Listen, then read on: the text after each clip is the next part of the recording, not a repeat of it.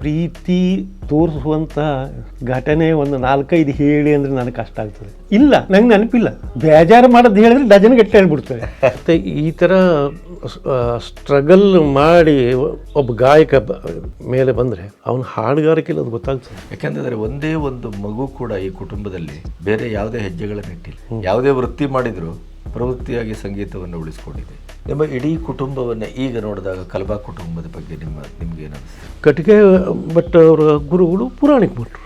ಆಮೇಲೆ ಪುರಾಣಿಕ ಭಟ್ರು ರಾಜಗುರು ಅವ್ರ ಮೂಲ ಅಲ್ಲಿ ಗದಗ ಆಶ್ರಮ. ಸೊ ಎಲ್ಲೂ ಅದು ಹಿಂಗೆ ಮಿಕ್ಸ್ ಆಗಲಿಲ್ಲ. ಬೇರೆ ಒಂದೇ ಇಡೀದಾಗಿ ಈ 70ರ ಸನೇಹದಲ್ಲಿ ಒಮ್ಮೆ ಹಿಂತಿರುಗಿದಾಗ ನಿಮ್ಮ ದಾರಿ ಹೇಗೆ ಅನಿಸ್ತದೆ?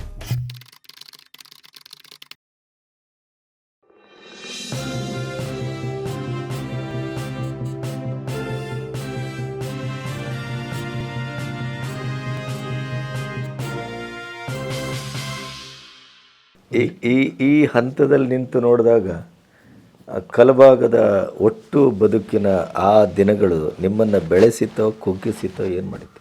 ನನ್ನ ಬೆಳೆಸ್ತು.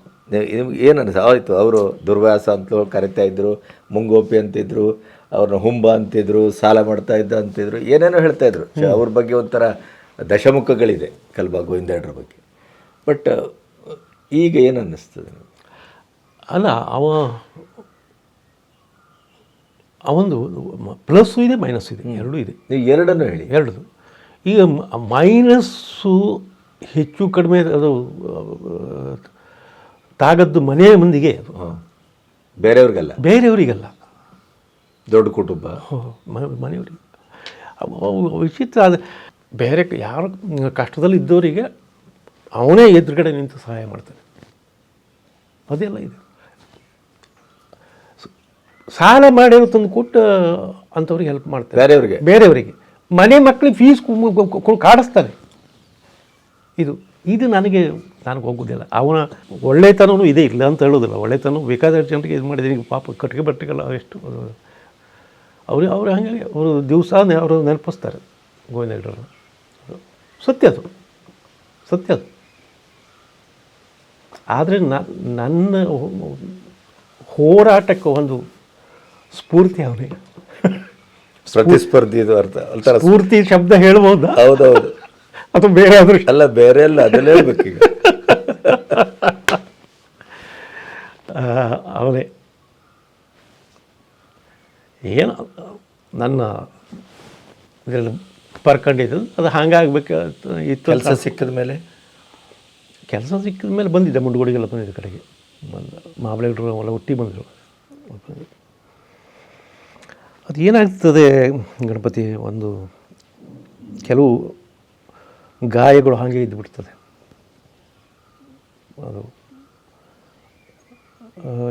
ಇತ್ತು ಕಡೆಗೆ. ಅಂದರೆ ನನ್ನ ಮೇಲೆ ಭಾಳ ಪ್ರೀತಿನೂ ಇತ್ತು ಅವನಿಗೆ. ಕೊನೆಗೆ ತೋರಿಸ್ತಾರೆ. ಅದನ್ನು ಆಸ್ಪತ್ರೆಯಲ್ಲಿ ನೋಡಿದ್ದೆ. ಹೌದು, ಇತ್ತು. ಮತ್ತು ಬೇರೆಯವ್ರ ಹತ್ರ ತುಂಬ ಹೇಳಿಕೊಂಡದ್ದನ್ನು ಕೇಳಿ ಎಷ್ಟು ಪ್ರಯೋಜನ ಹೇಳಿ. ಸ್ವಂತ ಮಕ್ಕಳಿಗೆ ಗೊತ್ತಾಗಬೇಕಲ್ಲ, ಅಪ್ಪಗೆ ನನ್ನ ಮೇಲೆ ಪ್ರೀತಿ ಇದೆ ಹೇಳಿ. ಅದೇ ಗೊತ್ತಾಗಲಿಲ್ಲ. ಗೊತ್ತಾಗೋದು ಯಾವಾಗ? ತುಂಬ ಲೇಟಾಗಿ, ಹಾಸ್ಪಿಟ್ಲಲ್ಲಿ ಅವನು ಸಾಯುವ ಹಂತದಲ್ಲಿದ್ದಾಗ. ಆ ಪ್ರೀತಿಯನ್ನು ಒಂಚೂರು ಮೊದಲೇ ಹೇಳ್ಬಿಟ್ಟಿದ್ರೆ. ನಿಮ್ಮ ಹತ್ರ ಹೇಗೆ ತೋರಿಸ್ಕೊಂಡ್ರಾಗ? ಹಾಂ, ನಿಮ್ಮ ಹತ್ರ ತೋರಿಸಿದ ಪ್ರೀತಿಯ ಲಕ್ಷಣಗಳು ಹೇಗಿದ್ದು? ಚೆನ್ನಾಗಿತ್ತು. ಅಂದರೆ ನನ್ನ ಮೇಲೆ ಒಂಥರ ವಿಶ್ವಾಸ. ಅಂಥ ಪ್ರೀತಿ ತೋರಿಸುವಂಥ ಘಟನೆ ಒಂದು 4-5 ಹೇಳಿ ಅಂದರೆ ನನಗೆ ಕಷ್ಟ ಆಗ್ತದೆ. ಹೇಳಿ ದಯವಿಟ್ಟು. ಇಲ್ಲ, ನಂಗೆ ನೆನಪಿಲ್ಲ. ಬೇಜಾರು ಮಾಡೋದು ಹೇಳಿದ್ರೆ ಡಜನ್ ಗಟ್ಟಲೆ ಹೇಳ್ಬಿಡ್ತಾರೆ. ಡಜನ್ ಗಟ್ಟಲೆ. ಒಂದು ರೀತಿಯ, ನಾನು ಹೀಗೆ ಸುಮ್ಮನೆ ನಿಮ್ಮ ಹತ್ರ ಸಲಹೆ ಇರೋದ್ರಿಂದ ಕೇಳೋದು, ಒಬ್ಬ ಹಿಂದೂಸ್ತಾನಿ ಗಾಯಕರಾಗಿ ಪರಮೇಶ್ವರ್ ಹೆಗಡೆ ಅಂತ ಅವರು ಬಂದಾಗ ನಿಮ್ಮನ್ನು ಬಹಳ ಬೇರೆ ರೀತಿಯಲ್ಲಿ ಎತ್ತರದಲ್ಲಿ ಮತ್ತು ಬೇರೆಯ ಒಂದು ಗಾವುದದಲ್ಲಿ ನಿಂತು ನಿಮ್ಮನ್ನು ನಾವು ನೋಡಬೇಕು ಅದು ಪ್ರಶ್ನೆ. ಆದರೆ ಎಲ್ಲೋ ಕಲಬಾ ಗೋವಿಂದಯ್ಯರ ಕುಟುಂಬದ ಪರಮೇಶ್ವರ ಹೆಗಡರು ಅಂತ ಈ ಥರದ ಸಲುಗೆ ಅಂತ ಬಂದಾಗ ಅದು ನಿಮ್ಮನ್ನು ನೋಡೋದು ನಾವೆಲ್ಲೋ ಒಡ ಹುಟ್ಟಿದವರಾಗಿಯೋ ಅಥವಾ ಇನ್ನೊಂದು ಮಗನೊಂದು. ಒಂದು ಪರಮೇಶ್ವರ ಹೆಗಡೆ ಅನ್ನುವಂಥ ಒಂದು ಶಿಲ್ಪ ಈ ಎಲ್ಲ ಚೇಣಿನ ಪೆಟ್ಟುಗಳು ಬಿದ್ದಿದ್ದರಿಂದಲೇ ಆಗಿರ್ಬೋದು ಅಂತ ನನಗನ್ನಿಸ್ತದೆ. ನಿಮಗಿದು ನೋವಾಗ್ತದೆ, ನನಗೆ ಗೊತ್ತಾಗುತ್ತೆ, ನೋವಾಗೂ ಕಾಡುತ್ತೆ.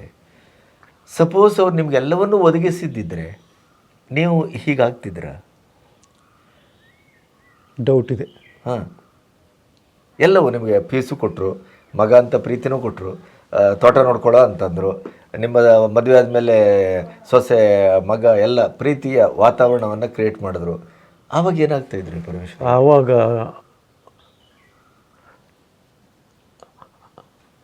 ಹಾಗೆ ಆಗಿಲ್ಲದೆ ಹೋಗೋದನ್ನು ನಾನೀಗ ಹೆಂಗೆ ಊಹಿಸ್ಕೊಳ್ಳಿ? ಅದೇ ಅಲ್ಲ, ನನಗೂ ಅದು ಅರ್ಥ. ಅದು ಹಾಗೆ ಆಗಿದ್ದಿದ್ರೆ ನೀವೇನಾಗ್ತಿದ್ರಿ ಕೇಳಿದ್ರೆ ಹಾಗೆ ಆಗಬೇಕಿತ್ತು. ಆಮೇಲೆ ಏನಾಗ್ತಿದ್ದು ನನಗೆ ಗೊತ್ತಿಲ್ಲ. ಅದು ಬಹುಶಃ ಇವತ್ತು ನೀವೇನು ಹಾಲು ತೋಟದಲ್ಲಿ ಕೂತು ನನ್ನ ಹತ್ರ ಮಾತಾಡ್ತಾ ಇದ್ರಿ, ಅದು ಅವತ್ತು ಮಾತಾಡ್ತಿದ್ರ ಅಂತ. ಅವತ್ತು ಹಾಗೆ ಹಾಲು ತೋಟಕ್ಕೆ ಅಥವಾ ಅವತ್ತೆಲ್ಲ ತೋಟ, ಅವತ್ತೆಲ್ಲ ಸೊಪ್ಪು ಹೊರೋದು. ನನಗೆ ಅನಿಸೋದು ಈ ಹೋರಾಟ ಮಾಡಬೇಕಿದ್ರೆ ಯಾರವ್ರು ಒಬ್ಬರು ಕೆಣಕಬೇಕಾಗ್ತದೆ. ಆ ಕೆಣಕಿದಾಗ ಕೆಲವು ಜನರಿಗೆ ತಾಗೋದಿಲ್ಲ, ಎಷ್ಟು ಕೆಣಕು ತಾಗೋದಿಲ್ಲ, ಅದು ಆ ಪ್ರಶ್ನೆ ಬೇರೆ. ನನಗೆ ತಾಗ್ತದೆ, ಸೂಕ್ಷ್ಮ ಸಂವೇದಿತ್ವಕ್ಕೆ ಆಗುತ್ತೆ ಅದು. ಬಹುಶಃ ಹಾಗೆ ಆಗೋದಕ್ಕೆ ನಾನು ಏನಾದ್ರು ಒಂದು ಸಂಗೀತ ಒಂದು ಚೂರು ಸಾಧನೆ ಮಾಡಲಿಕ್ಕೆ ಆಯ್ತಲ್ಲ ಅಂತ ನನಗೆ ಅನಿಸ್ತದೆ. ಅವ ಹಾಗೆ ಮಾಡೋದೇ ಸರಿ ಅಂತ ಅನಿಸ್ತದೆ. ಆ ಥರ ಸಕಲ ಎಲ್ಲ ಸೌಕರ್ಯ ಕೊಟ್ಟು ಆರಾಮಾಗಿ ಇದು ಮಾಡಿಬಿಟ್ಟಿದ್ರೆ ಇಲ್ಲ, ಸ್ಟ್ರಗಲ್ ಬೇಕು.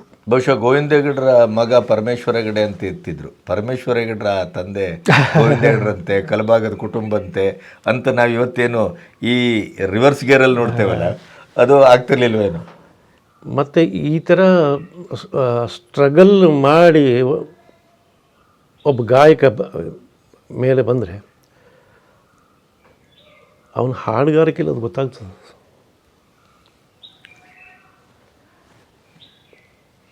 ಯಾವ ರಾಗ ಹಾಡಿದ್ರು ಆ ರಾಗದ ಪ್ರೆಸೆಂಟೇಷನಲ್ಲಿ ಅವನ ಧ್ವನಿಯಲ್ಲೇ ಅದು ಗೊತ್ತಾಗುತ್ತೆ.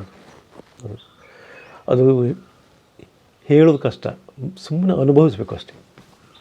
ಮಾತಿಗೆ ಶಬ್ದಕ್ಕೆ ಸಿಗುವಂಥ ವಿಚಾರ ಅಲ್ಲ ಅದು, ಅನುಭವಿಸ್ಬೇಕು ಅಷ್ಟೇ. ನನಗೆ ಹೇಳ್ತಾರೆ, ನಿನಗೆ ಯಾಕೋ ಗೊತ್ತಿಲ್ಲ ಹೆಗಡೆಯವ್ರು, ನಿಮ್ಮ ಗಾಯಕಿ ಇಲ್ಲಿ ಒಂಥರ ಜೀವ ತುಂಬ್ತೀರಿ ನೀವು ಇದಕ್ಕೆ ಅಂತ. ಮನಸ್ಸಿಗಿಂತ ಹೆಚ್ಚು ಹೃದಯಕ್ಕೆ ತಟ್ಟುತ್ತೆ. ಅದು ಸೀದಾ ಇಲ್ಲೇ ಆಗುತ್ತೆ ಅದು. ಆದರೆ ಅದನ್ನ ಸುಮಾರು ಗಾಯಕರಲ್ಲಿ ನಾನು ಕಂಡುಕೊಂಡಿದ್ದೀನಿ. ಅವರು ಭಾಳ ಸ್ಟ್ರಗಲ್ ಮಾಡಿ ಬಂದವರು ಗಾಯಕರು ಇದ್ದಿರ್ತಾರೆ, ಇದು ಮಾಡ್ತಾರೆ. ಬಹುಶಃ ಅದು ಏನೋ ನನಗೆ ಹಾಗೆ ಅನ್ನಿಸ್ತದೆ. ಆ ಥರ ಹೃದಯ ತಟ್ಟುವಂಥ ಗಾಯಕಿ ಅದು ಅಂತ. ಮಾವಲಗಡ್ರ ಒಬ್ಬ ಮಾವನಾಗಿ ಮತ್ತು ಒಬ್ಬ ಒಡನಾಡಿಯಾಗಿ ಅಥವಾ ಒಬ್ಬ ಕಲಾವಿದರಾಗಿ ಅಥವಾ ಬಹಳ ದೊಡ್ಡ ಬಹುಮುಖಿ ವ್ಯಕ್ತಿತ್ವದ ಒಬ್ಬ ಸಾಧಕರು, ಸಂಶೋಧಕರು, ಇವರೆಲ್ಲರೂ ಆಗಿಯೂ ಅವ್ರು ನಿಮಗೆ ಹೆಣ್ಣು ಕೊಟ್ಟ ಮಾವನಾಗಿ ಸಂದಿದ್ದಿದೆಯಲ್ಲ, ಅದು ನಿಮಗೆ ಎಷ್ಟು ಮಟ್ಟಿಗೆ ಪರಿಣಾಮ? ಅಂದರೆ ನನ್ನ ತಂದೆಯವರಿಗೆ ಅವರಿಗೆ ಭಾಳ ವರ್ಷ ಒಡನಾಟ. ಈ ಕಡೆಗೆ ಎಲ್ಲಾದರೂ ಯಕ್ಷಗಾನ ಇದಾದರೆ ಅವರು ನಮ್ಮಲ್ಲೇ ಬರ್ತಿದ್ರು ಉಳ್ಕೊಳ್ಳಿಕ್ಕೆ. ಅರಂಗಡಿ, ಕೌಲಕ್ಕಿ, ಇಲ್ಲ ಸಂಧ್ಯಾಗಿ ಇಲ್ಲಾದರೂ ನಮ್ಮ ಮನೆಗೆ ಬರೋದು. ಆವಾಗಿಂದ ನಾವೆಲ್ಲ ಅಲ್ಲಿ ಹೋಗೋದು ಬರೋದು ಮಾಡ್ತಿದ್ವಿ. ಹೌದು, ಅಂದರೆ ನಿಮಗೇನು ಹೊಸ ಕುಟುಂಬ ಅಲ್ಲ? ಅಲ್ವೇ ಅಲ್ಲ. ಮದುವೆ ಆದಮೇಲೆ ಸಂಬಂಧ ಆಯಿತು, ಇದಾಯಿತು. ಅಂದರೆ ಅವರ ಅನೇಕ ವಿಚಾರಗಳು ಅವ್ರದ್ದು ನನಗೆ ಪರಿಣಾಮ ಬೀರಿದೆ. ಸಂಗೀತ ಕುರಿತಾಗಿ ಅವರು ಆ ಕಾಲದಲ್ಲಿ ಬಾತ್ಕಾಂಡೆ ಪುಸ್ತಕ ಎಲ್ಲ ವಾಲ್ಯೂಮು, ಆಮೇಲೆ ಸಂಗೀತ ಮಾಸಪತ್ರಿಕೆ, ಅದು 1960 ಆ ಕಾಲದ್ದು, ಅದೆಲ್ಲ ತರಿಸುವರು ಅವರು. ತುಂಬ ಅಂದರೆ ಸಂಗೀತ ಕುರಿತಾಗಿ ಅನೇಕ ಒಂದು ಹೊಸ ಹೊಳಪು. ಅಂದರೆ ಅವರು ಮಾತು ಕೇಳಿದಾಗ ಹೌದು ಅಂತ ಅನಿಸ್ತಿತ್ತು ನನಗೆ. ನನ್ನ ಮೇಲೆ ಅದು ಪ್ರಭಾವ ಬೀರಿದೆ ಖಂಡಿತ. ನಿಮ್ಮ ಇಡೀ ಕುಟುಂಬವನ್ನು ಈಗ ನೋಡಿದಾಗ ಕಲಬಾ ಕುಟುಂಬದ ಬಗ್ಗೆ ನಿಮಗೇನು ಅನ್ನಿಸ್ತದೆ? ಯಾಕೆಂತಂದರೆ ಒಂದೇ ಒಂದು ಮಗು ಕೂಡ ಈ ಕುಟುಂಬದಲ್ಲಿ ಬೇರೆ ಯಾವುದೇ ಹೆಜ್ಜೆಗಳನ್ನು ಇಟ್ಟಿಲ್ಲ. ಯಾವುದೇ ವೃತ್ತಿ ಮಾಡಿದರೂ ಪ್ರವೃತ್ತಿಯಾಗಿ ಸಂಗೀತವನ್ನು ಉಳಿಸ್ಕೊಂಡಿದೆ. ಹಾಡ್ತಾರೆ, ನುಡಿಸ್ತಾರೆ. ಅಂದರೆ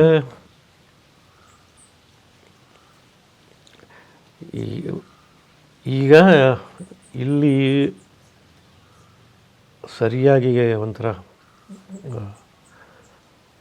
ಸಾಧನೆಯ ದಾರಿಯಲ್ಲಿ ಹೋಗ್ತಾ ಇರೋರು ಈಗ ನಾನು, ಗೋಪು, ಶ್ರೀಧರ್ನು ಇದ್ದಾನೆ, ಮಾಡ್ತಾಯಿದ್ದಾನೆ. ಉಳಿದವರು ಅಂದರೆ ಸಂಗೀತ ನಮ್ಮಲ್ಲಿ ಎಲ್ಲರೂ ಒಂದು ಒಳ್ಳೆಯ ಧ್ವನಿ ಇದೆ, ಪ್ರಶ್ನೆ ಇಲ್ಲ, ಎಲ್ಲರಿಗೂ ಇದೆ, ತಾಳ ಲಯ ಎಲ್ಲ ಇದೆ. ಆದರೆ ಸೀರಿಯಸ್ ಆಗಿ ಇದು ಮಾಡಲಿಕ್ಕೆ ಹೋಗಲಿಲ್ಲ. ಅಕ್ಕಂದಿರು ಇಬ್ಬರಿಗೂ ಪಾಪ ಅವರು ಮದುವೆ ಆದಮೇಲೆ ಅವ್ರ ಸಂಸಾರ ಇದಾಯಿತು. ಹೀಗೆ ಅಂದರೆ ಇದಕ್ಕೆ ಒಂಥರ ಗಂಟು ಬೀಳುತ್ತಲ್ಲ, ಅದು ಬೇಕಾಗ್ತದೆ. ಅಂದರೆ ಜಿಗುಟುತನ ಹಿಡ್ಕೊಳ್ಳೋದು, ಸಹನೆ ಬೇಕು ಆ ಥರ. ಆದರೆ ತುಂಬ ಚೆನ್ನಾದ ರೀತಿಯಲ್ಲಿ ಶ್ರೋತೃಗಳಂತೂ ಹೌದು, ಕಲಬಾ ಕುಟುಂಬದವರು ಎಲ್ಲರೂ ಕ್ಲಾಸಿಕಲ್ ಮ್ಯೂಸಿಕ್, ಆ ಮೊಮ್ಮಕ್ಕಳು ಬಂದು ಎಲ್ಲ ಬಂದರು, ಚೆನ್ನಾಗೇ ಕೇಳ್ತಾರೆ. ಆ ಒಂದು ಸಂಸ್ಕಾರ ಬಂದ್ಬಿಟ್ಟಿದೆ ಅವರಿಗೆ.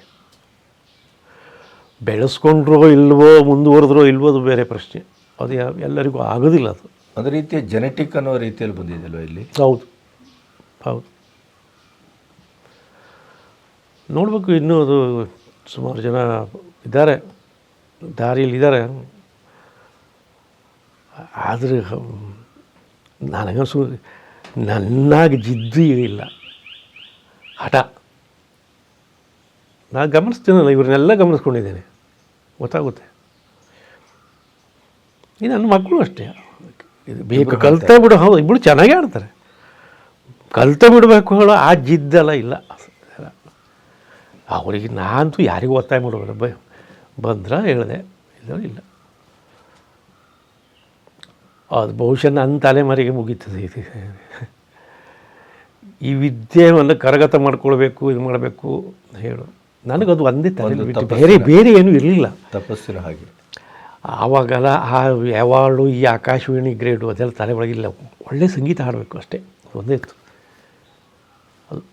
ಈಗ ನೀವು ಈಗಿನ ಕಾಲದಲ್ಲಿ ಯಾವುದೇ ಪ್ರಶಸ್ತಿಗಳಾಗ್ಬೋದು, ಯಾವುದೇ ಗ್ರೇಡ್ ಆಗ್ಬೋದು, ಯಾವುದೇ ಉನ್ನತವಾದಂಥ ಒಂದು ಸ್ಥಿತಿ ಇರ್ಬೋದು, ಅದನ್ನು ಪಡ್ಕೊಳ್ಳೋದು, ಹರ್ಕೊಳ್ಳೋದು ಇವೆಲ್ಲ ನಡೀತಾ ಇದೆ.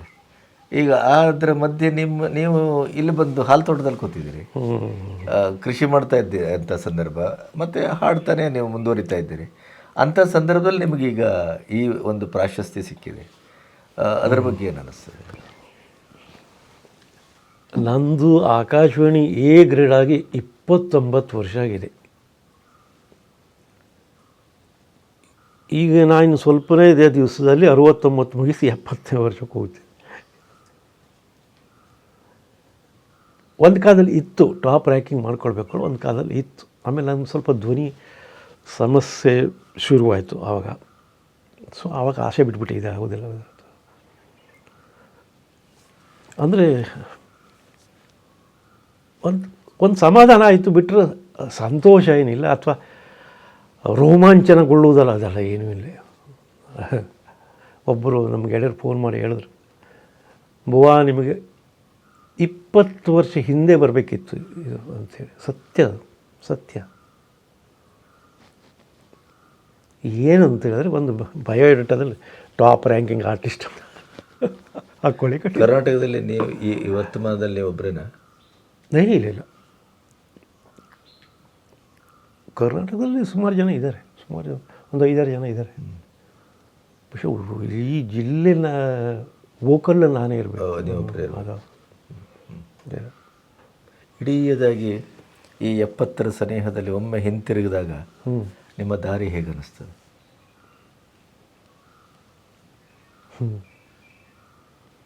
ಏನು ಹೇಳ್ಬೇಕಪ್ಪ ಇದಕ್ಕೆ, ಹಿಂತಿರುಗಿ ನೋಡೋದೇ ಬೇಡ ಕಾಣ್ತದೆ.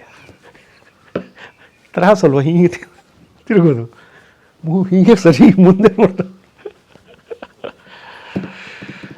ಎಲ್ಲವೂ ಇದೆ. ಕಹಿ ಇದೆ, ಸಿಹಿ ಇದೆ, ದೇವರು ಎಲ್ಲದಕ್ಕೂ ಕೊಟ್ಟಿದ್ದಾನೆ. ಆದರೆ ಒಂದು ಹೋರಾಟ ಮಾಡಿ ಒಂದು ಸ್ಥಿತಿಗೆ ಬಂದು ಮುಟ್ಟದ ಆ ಸಾರ್ಥಕ ಭಾವನೂ ಇದೆ ನನಗೆ. ಅದು ನಾನು ಅಂದರೆ ನಾವೆಲ್ಲ ಹರ್ಕೊಂಡು ಹೋದವರು, ದಾಪಕಾಲ ಹಾಕಿದ ಹೋದವರಲ್ಲ, ತ್ರಾಸು ಪಟ್ಕೊಂಡು ಹರ್ಕೊಂತ ಹೋಗಿ ಒಳ್ಳೆ ಗುರುಗಳು ಸಿಕ್ಕಿದ್ರು ಹೊಡ್ಕೊತ. ಗುರುಗಳ ಬಗ್ಗೆ ಏನು ಹೇಳಿ, ಇನ್ನೂ ಒಂದಿಷ್ಟು. ಇವರು 3 ಇದು ನನ್ನ ಪುಣ್ಯ, 3 ಗುರುಗಳು ನನ್ನ ಪುಣ್ಯ. ಅದು ಅಂದರೆ ದಾರಿ ತಪ್ಪಲೇ ಇಲ್ಲ. ಅದು ಕಟ್ಟಿಗೆ ಭಟ್ ಅವರ ಗುರುಗಳು ಪುರಾಣಿಕ ಮಠರು, ಆಯಿತಾ. ಆಮೇಲೆ ಪುರಾಣಿಕ ಮಠರು ರಾಜಗುರು ಅವ್ರ ಮೂಲ ಅಲ್ಲಿ ಗದಗ ಆಶ್ರಮ. ಸೊ ಎಲ್ಲೂ ಅದು ಹಿಂಗೆ ಮಿಕ್ಸ್ ಆಗಲಿಲ್ಲ, ಬೇರೆ ಇದು ಒಂದೇ ಇದು. 3 ಜನರು ಭಾಳ ಅದ್ಭುತವಾದ ಗುರುಗಳು ಅವರು, ಅದರಲ್ಲಿ ಮತ್ತೇನು ಸಂಶಯನೇ ಇಲ್ಲ. ನನ್ನ ಪುಣ್ಯ ಅದು. ನೀವು ಅವರ ಸ್ಮೃತಿಯಲ್ಲಿ ಇದನ್ನು ಟ್ರಸ್ಟ್ ಮಾಡಿದ್ರಿ? ಹಾಂ, ಬೆಂಗಳೂರಲ್ಲಿ ರಾಜಗುರು ಸ್ಮೃತಿ ಅಂತೇಳಿ 96ರಲ್ಲಿ ಶುರು ಮಾಡೋದು. ಇವತ್ತಿಗೂ ನಡೆಸ್ತಾ ಇದ್ದೇನೆ. ಅದು ಎಲ್ಲ ದೊಡ್ಡ ದೊಡ್ಡ ಗಾಯಕರೇ ಎಲ್ಲ ಪ್ರತಿ ವರ್ಷ ಮಾಡ್ತೀವಿ. ಹೌದು, ಪ್ರತಿ ವರ್ಷ ಒಂದು ಮೇನ್ ಪ್ರೋಗ್ರಾಮ್ ಇರ್ತದೆ. ಎಲ್ಲ ಭೀಮಸೇನ್ ಜೋಶಿಯವ್ರು ಬಂದಿದ್ದರು, ಜಾಕೀರ್ ಹುಸೇನ್ ಬಂದಿದ್ದರು, ಅಲ್ಲಾರಕ ಬಂದಿದ್ದರು, ಅಶ್ವಿನಿ ಬೀಡೆ, ಆರತಿ, ಇವು ಎಲ್ಲ, ಪ್ರಭಾಕರ್ ಕಾರ್ಯಕ ಎಲ್ಲ ಬಂದಿದ್ದರು. ಎಲ್ಲರೂ ಕರೆಸ್ಬಿಟ್ಟಿದ್ರು. ಇನ್ನೊಂದು ಬೆಳಗಿನ ಕಾರ್ಯಕ್ರಮ ಮಾಡ್ತಾಯಿದ್ದೆ, ಅದು ಸದ್ಯಕ್ಕೆ ನಿಂತಿದೆ. ಅದು ಕೊರೋನಾ ಸಂದರ್ಭದಲ್ಲಿ ನಿಲ್ಲಿಸಿದ್ದೇನೆ. ಚಿತ್ರಕಲಾ ಪರಿಷತ್ ಅದು ತುಂಬ, ಅದು ಬಹಳ ಫೇಮಸ್. ಅಂದರೆ ಈಗಲೂ ಮತ್ತೆ ನೀವು ಆರಂಭಿಸ್ತೀರಿ ಅಂತ ಕೇಳಲ್ಪಟ್ಟು. ಹೌದು, ಅದು ಈ ವರ್ಷ ಆಗಲಿಲ್ಲ, ನನಗೆ ಮುಂದಿನ ವರ್ಷದಲ್ಲಿ ಮಾಡಬೇಕು ಅಂತಿದೆ. ಎಷ್ಟು ವರ್ಷ ಮಾಡಿದ್ರಿ? 20 ವರ್ಷ ಮಾಡಿದೆ. ಅದರ ಸ್ವರೂಪ ಹೇಗಿರ್ತಿತ್ತು? ಅದು ಬೆಳಿಗ್ಗೆ 7 ಗಂಟೆಗೆ ಶುರು. ಚಿತ್ರಕಲಾ ಪರಿಷತ್ತು ಓಪನ್ ಏರ್ ಥಿಯೇಟ್ರಲ್ಲಿ ಒಂದಿಷ್ಟು ಕುರ್ಚಿಗಳನ್ನು ಹಾಕೋದು, ಕೆಳಗಡೆ ಚಾಪೆ ಹಾಕೋದು, ಇನ್ನೆಲ್ಲ ಬಂಡೆಗಳು ಇದೆಯಲ್ಲ ಎಲ್ಲ ಕೂತ್ಕೊಂಡು ಕೇಳ್ತೀವಿ. ಅದು ವಿಚಿತ್ರ ಅಂದರೆ ಸಂಜೆ ಅಷ್ಟು ಜನ ಕಾರ್ಯಕ್ರಮ ಬರೋಲ್ಲ, ಬೆಳಗ್ಗೆ ಬರ್ತಾಯಿದ್ರು. ರಾಜನ್ ಸಾಜನ್ ಮಿಶ್ರಾ ಬಂದಾಗ ಸುಮಾರು 1000 ಮೇಲೆ ಜನ ಬೆಳಿಗ್ಗೆ 7 ಗಂಟೆಗೆ. ಪಾರ್ಕಿಂಗ್ ಜಾಗ ಇಲ್ಲ ಅಕ್ಷರಶಃ ಅಲ್ಲಿ, ಅಷ್ಟು ಜನ. ಅದು ಹೈಯೆಸ್ಟ್ ನನಗನ್ಸುತ್ತೆ ರಾಜನ್ ಸಾಜನ್ ಬಂದಾಗ. ಅಂದರೆ ಒಂದು ಅದ್ಭುತವಾದ ಪರಿಕಲ್ಪನೆ ಅದು. ನಿಸರ್ಗದ ಮಧ್ಯೆ ಕೂತ್ಕೊಂಡು ಬೆಳಿಗ್ಗೆ ಸಂಗೀತ ಹಾಡುವುದು ಅಥವಾ ಕೇಳುವುದು ಇದೆಯಲ್ಲ, ಭಾಳ ಒಂದು ಅದ್ಭುತವಾದ ಅನುಭವ ಅದು. ಜನ ಅದಕ್ಕೆ ಬರ್ತಿದ್ರು. ಮತ್ತು ಅದೇ ಕಾರ್ಯಕ್ರಮ ಸಾಯಂಕಾಲ ಇಟ್ಟರು ಬರೋದಿಲ್ಲ. ಅದೇ ಕಾರ್ಯಕ್ರಮನ ಚೌಡಾಯದಲ್ಲಿ 10 ಗಂಟೆ ಬೆಳಗ್ಗೆ ಇಡ್ತೀನಿ ಅಂದರೆ ಬರೋದಿಲ್ಲ. ಇದು ಕೆಲವು ಜನ ವಾಕಿಂಗ್ ಹೇಳಿ ಬರುವವರು ಅವರು ಅಲ್ಲೇ ಕುಂತು ಬರ್ತಿದ್ರು. ಆ ಥರ ಅದು ಕೊರೋನಾ ಕಾಲದಲ್ಲಿ ನಿಂತೋಯ್ತು. ಈಗ ಮತ್ತೆ ಮಾಡಬೇಕಂತಿದೆ, ಮುಂದೆ ನೋಡಬೇಕು.